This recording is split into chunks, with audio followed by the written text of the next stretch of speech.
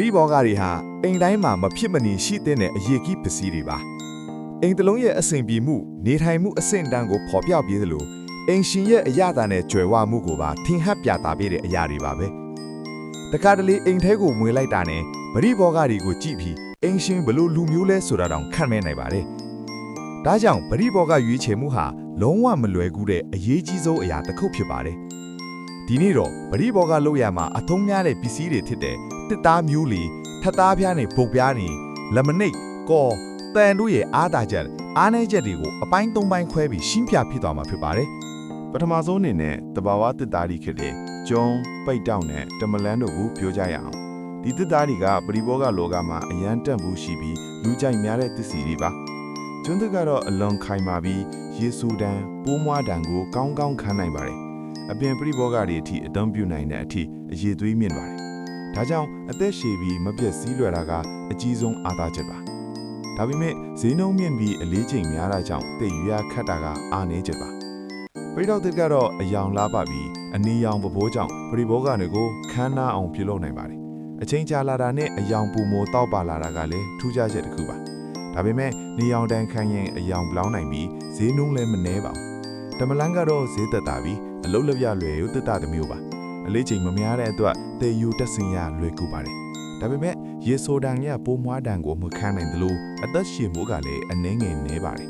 နောက်တစ်ပိုင်းမှာတော့ထပ်သားပြားနဲ့ပုတ်ပြားတွေကိုကြည့်ရအောင်ဒီပစ္စည်းတွေကတဘာဝတစ်သားမဟုတ်ပဲစက်မှုနည်းပညာနဲ့ထုတ်လုပ်ထားတာဖြစ်ပါတယ်ထပ်သားပြားကတစ်သားလွှာတွေကိုအလွှာလိုက်ကပ်ပြီးပြုလုပ်ထားတာဖြစ်ပြီးခိုင်ခန့်မှုကောင်းပါတယ်မကွဲမပြတ်လွယ်တဲ့အတွက်ပရိဘောဂလုတ်ရမှာအရန်အုံဝင်ပါတယ်ဈေးနှုန်းလည်းတဘာဝတစ်သားထက်သက်သာပါတယ်ဒါပေမဲ့ရေဆိုးတန်းများရင်ပျက်စီးနိုင်ပါတယ်ဘူပြားကတော့တစ်မုံဒီကိုကောနဲ့ပေါင်းဆက်ပြီးဖိနှိပ်ထားတာဖြစ်ပါတယ်အပြင်ပန်းအလှဆင်ရလွယ်ကုန်ပြီးလက်မီနိတ်တွေနဲ့တွဲသုံးတာများပါတယ်ဈေးအရန်တက်တာကအားသာချက်ပါဒါပေမဲ့ရေဆိုးတန်းကိုမခံနိုင်တာခိုက်ကပ်မှုနေတာကအားနည်းချက်ပါနောက်ဆုံးအပိုင်းမှာတော့လက်မီနို့ကော်နဲ့တန်ပစ္စည်းတွေကိုပြောကြရအောင်ဒီပစ္စည်းတွေဟာပရိဘောဂတွေကိုပြီးပြည့်စုံအောင်ပြုလုပ်ရမှာအရေးကြီးပါတယ်လက်မီနို့ကပရိဘောဂမျက်နှာပြင်ကိုအလှဆင်ဖို့အသုံးပြုတာဖြစ်ပြီးအယောင်မျိုးစုံဒီဇိုင်းမျိုးစုံရရှိနိုင်ပါတယ်ရေဆိုဒန်ခံနိုင်ပြီးတန်ရှင်းကလွဲကူတာကအားသာချက်ပါဒါပေမဲ့ထိခတ်ရင်ပြန်ပြင်ကခက်ပါတယ်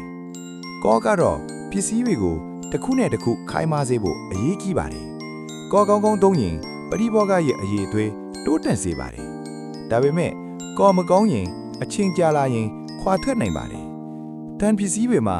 တန်ကြောင်ဝက်ဦးဟင်းချ်ဒီပါဝင်ပြီးပရိဘောဂကိုခိုင်ခန့်စေပြီးအသုံးပြုရလွေးကူးစေပါတယ်ဒါပေမဲ့အရေးအသွေးမကောင်းရင်ဇင်ချဲတက်ပြီးဖြစ်စည်းနိုင်ပါတယ်ဒီလိုနဲ့ဖြစ်စည်းတစ်ခုချင်းစီမှာအားသာချက်အားနည်းချက်တွေရှိတာကြောင့်ကိုယ့်လိုအပ်ချက်နဲ့ကိုက်ညီအောင်ရွေးချယ်အသုံးပြုတာကအရေးကြီးပါတယ်